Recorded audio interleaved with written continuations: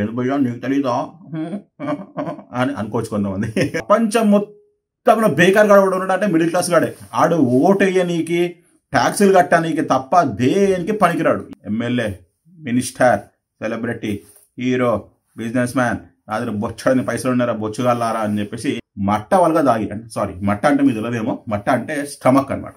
X BRS ఎమ్మెల్యేని అని చెప్పేసి పరపతి అంటే మీన్స్ పవర్ ఉన్నాడు, డబ్బులు ఉన్నాడు, సెలబ్రిటీ అయితే డెఫినెట్లీ చెప్తున్నా కదా, వాడికి శిక్ష అనేది పడడం మన దగ్గర ఎక్కడ చూడలేదు. Hello friends, good morning. ఈ రోజు మనం బట్టలు చెప్పుకునే ముందు ఒక చిన్న క్వశ్చన్ మిమ్మల్ని అడుగుతా. సో హోప్ఫుల్లీ మీరైతే ఫేర్ గా ఆన్సర్ చేయాలన్నమాట. ఓకేనా? మీ అమూల్యమైన కమెంట్ మాత్రం డెఫినెట్లీ పెట్టాలా.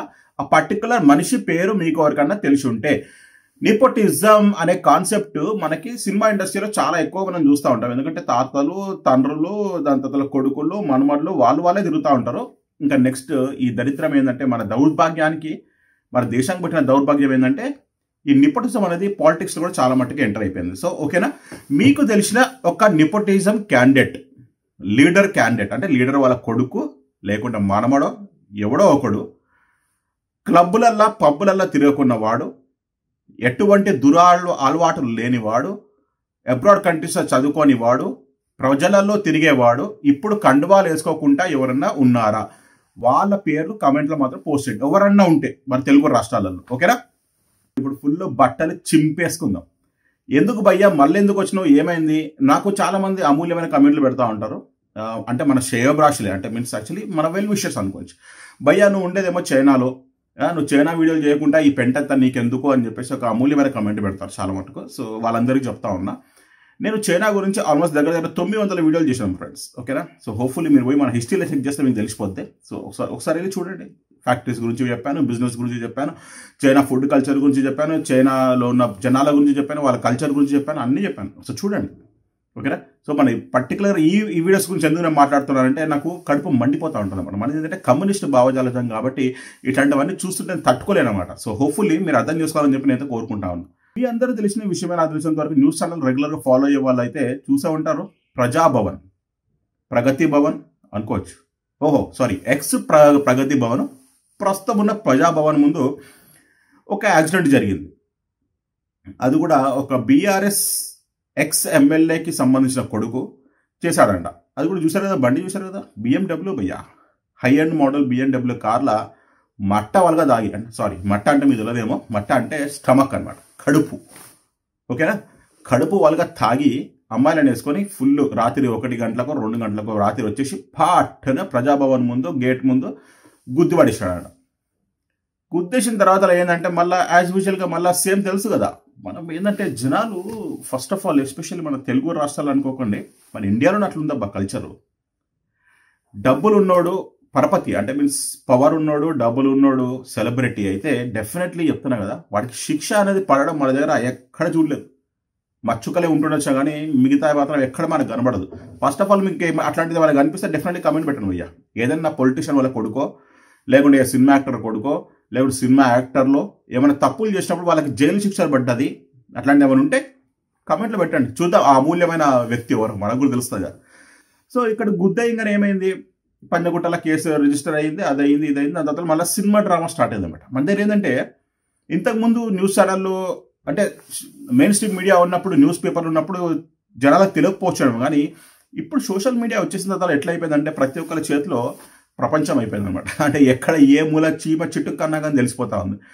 సో కేసు ఫైల్ అవ్వగానే మనోడిని తీసుకుపోయాడనమాట, స్టేషన్ తీసుకోపోగానే ఆటోమేటిక్లీ మనవాడు సినిమా హీరో లాగా, అంటే యాక్చువల్లీ మనం సినిమాలలో చూస్తూ ఉంటాం, సినిమా ఇన్స్పిరేషన్ తెలుసు ఎట్లుంటారు. డైరెక్ట్ వాళ్ళ అయ్యా దుబాయ్ నుంచి ఫోన్ చేసి, ఏయ్ నా కొడుకు ఇలా చేసిండంట, చూసుకోండి జరా, మేనేజ్ చేసుకోండి.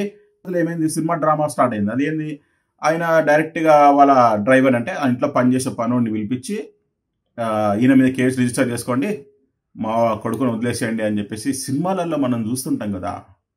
వచ్చేసి ఒక 10 మందిని 20 మందిని వేసుకొని వచ్చేసి, ఏయ్ నా కొడుకుని విడిచిపెట్టాడు రా అంటాడు. అనగానే నేను ఎవరో తెలుసా, MLA, minister, celebrity, hero, business man, నా దగ్గర బొచ్చడని పైసలు ఉన్నారా బొచ్చుగల్లారా అని చెప్పేసి చెప్తా ఉంటాడు డైలాగులు. అట్లా అనమాట. అదే మన కమ్యూనిస్ట్ భావజాలాలు ఉన్నాయనుకోండి, అంటే వెనకాల గన్ను ఉందనుకోండి, అప్పుడు పరిస్థితి వేరే ఉంటుంది డిస్కషన్లో. కానీ ఇప్పుడు అట్లా కాదు కదా. కమ్యూనిస్ట్ భావజాలం మీకు తెలుసు అనుకుంటా కదా.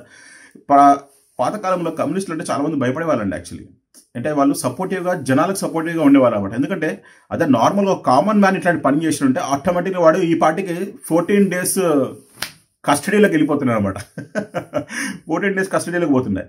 కానీ వీళ్ళు సెలబ్రిటీ కదా, సెలబ్రిటీ కాగానే ఏమవుతుంది, ఆటోమేటిక్లీ ఇక ఆ డ్రైవర్ మీద, ఎక్స్ డ్రైవర్ మీద, పాపం ఆ డ్రైవర్ మీద కేసు వేసేసి సార్ యాజ్ యూజువల్గా వదిలేసినారు అనమాట. వదిలేగానే ఏమవుతుంది, సార్ ఇక జంప్ చేయాలని, ఎందుకంటే వీళ్ళకి ఆల్రెడీ పాస్పోర్ట్లు, వీసాలు గీసాలు అన్నీ రెడీ ఉంటాయి కదా. క్రైమ్ చేయాలి, ఫ్లైట్ ఎక్కాలి, దొబ్బేయాలి, కథ ఏమైనా పీక్తారా, ఆ కాన్ఫిడెన్స్తో ఉంటారు కదా వీళ్ళు. ఎస్పెషల్లీ ఏంద్రా భయ్యా ఇది అన్యాయము. మనము డెమోక్రసీ ఉందని చెప్పి చాలా మంది నాకు నీతి బోధలు చెప్తా ఉంటారు. మన దగ్గర వాక్ చూసేస్తాం తప్ప బొచ్చే ఏం లేదు మన దగ్గర. అర్థమైందా? డబ్బు ఉన్నోడికే, పవర్ ఉన్నోడికే బాగుపడతాడు. కానీ మిగతా నార్మల్గా ట్యాక్సుల మీద ట్యాక్సులు కట్టే కామన్ గొర్రె ఉంటుంది చూడు, ఆ గొర్రె అది మిడిల్ క్లాస్ మనిషి. ఆడు ఏమీ పీకలేడు, ఆడు జీవితాంతం కష్టపడతాడు. జీవితాంతం కష్టపడకుండా గవర్నమెంట్ పోషిస్తాడు. కానీ నా కొడుకు వాడి జీవితం నాశనం అయిపోతుంది అంతే. ఆడు ఏం చేయడు, ఎంజాయ్ చేయడే బొచ్చు చేయడబ్బా. ఒక మిడిల్ క్లాస్ మనిషి ఎవరు ఎంజాయ్ చేస్తాడా? ఈ నా కొడుకులు బాగా బలిసి కొట్టుకుంటున్న ఎమ్మెల్యే పిల్లలు ఉంటారు కదా, ఆ నా కొడుకులు సినిమా యాక్టర్ల పిల్లలు కూడా పబ్బులల్లో అక్కడిక్కడ తిరుక్కుంటా, బెంజ్ కార్లల్లో, BMW కార్లలో తిరుక్కుంటా అని ఎక్కడి పైసలు రాబాయి అవన్నీ. మంది పెళ్లికి మంగళారతులు వాడినట్టు వాడుతున్నారు కదా మీరు. జనాల ట్యాక్సులతో తీసుకొని విపరీతంగా సంపాదించుకొని ముక్కులలో వేసుకుంటారు కదా, ఉప్పు సాల్టే కదా అదే, నాకు తెలియదు దాన్ని ఏమంటారు యాక్చువల్లీ. ఏడు భయ్యా నీకు తెలీదా అని అనుకోవచ్చు కొంతమంది. ఇట్లాంటివి ఎందుకు లేదు భయ్యా అని మనం మాట్లాడుకున్నాం. కానీ ముక్కులలో పొడి పోసుకుంటారు కదా, ఆ ముక్కు పొడిలు పోసుకొని తిరుగుతూ ఉంటారు అనమాట, మట్ట వల్ల దాక్కుండా. ఇంతరా భయ్య అమ్మ చూద్దాం. తెలంగాణలో అయితే మరీ దారుణం అబ్బా. లాస్ట్ టైం కూడా ఇట్లాంటి సేమ్ టు సేమ్ ఇట్లాంటి కేసు అయిందంట. లాస్ట్ టైం కూడా కేసు అయిందంట ఇట్లాంటి సేమ్. ఒక చిన్న పసిపాప కూడా అంటే ఆల్మోస్ట్ 2 months బేబీ కూడా చనిపోయిందంట. చనిపోతే అప్పుడు దొర గవర్నమెంట్ ఆయే, లీడర్ కూడా దొర లీడర్ ఆయే. అంటే యాక్చువల్లీ ఆ పార్టీకి సంబంధించిన లీడరే కాబట్టి ఆయన మీద కేసులు లేవు, బొచ్చులు లేవు, ఏం లేదు. అంత క్లియర్ అంతా మాఫ్ అయిపోయింది. ఇంకా మీకు లాస్ట్ టైం ఒక 1 year బ్యాక్ ఒక పర్టికులర్ ఒక వీడియో గురించి చూసే ఉంటారు మీరు. యాక్చువల్లీ మీకు గుర్తుందో లేదో నాకు తెలిసి, ఇప్పుడు జనాలంతా మర్చిపోయారు. ఆ కేసు ఏమైందో కూడా దేవుడికి తెలవాలా. ఆ అమ్మాయిది పబ్ కేసు, ఆ స్పానిష్ అమ్మాయిని ఎవరినో తీసుకెళ్ళి డాష్ చేశారు, గ్యాంగ్ డాష్ చేశారు కదా. సో వర్డ్ కడితే బాగుండదు అనుకోండి. వాళ్ళు కూడా సేమ్ వీళ్ళే, ఈ క్యాండిడేట్లే. ఆ ఎంఐఎం పార్టీకి సంబంధించిన వాళ్ళ పిల్లలు ఎవరు ఉన్నట్టున్నారు. వీళ్ళంతా పబ్బులలో తిరుక్కుంటా, పండుగలు చేసుకుంటా, అది చేసుకుంటా మనమేం బొచ్చునాదాల కొడుకుల్లాగా, అంటే యాక్చువల్లీ మిడిల్ క్లాస్ పీపుల్ అందరూ బొచ్చుదాల్లాగా ట్యాక్సుల మీద ట్యాక్సులు కట్టుకుంటా ఈ నా కొడుకులని మేపుతా ఉన్నాం అనమాట. మనం పడండి మా కుటుంబాల మీద పడండి, మన నాశనం చేయండి. మీరు మట్టవలుగా దాగి BMW కార్లలో పోయి గుద్ది పడేయండి, మేమేం చెయ్యం. అన్ని మూసుకొని కింద మీద అన్ని మూసుకొని కూర్చుంటాం. ఎందుకంటే మనకు అదే అలవాటు కదా. మనం చూస్తాం, వీడియో చూస్తాం, గమ్మునైపోతాం. అంతే. ఏం చేస్తాం, ఇంకేమైనా చేస్తామా? మనకి ఏం చేయడానికి అధికారం లేదు భయ్యా. నేను చెప్తున్నా కదా, ప్రపంచం మొత్తం బేకార్ గాడు ఉన్నాడంటే మిడిల్ క్లాస్ గాడే.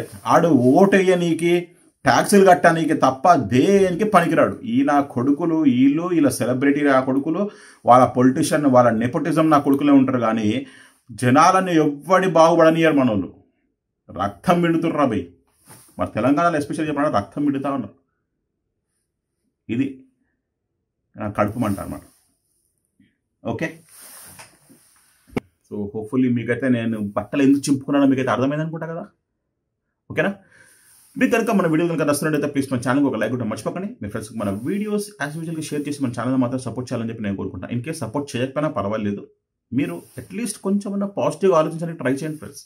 నేను అసలు ఎందుకు చెప్తున్నా, ఏం కథ అని చెప్పేసి కూడా కొంచెమన్నా ఆలోచిస్తే మనకు అర్థమవుతుంది.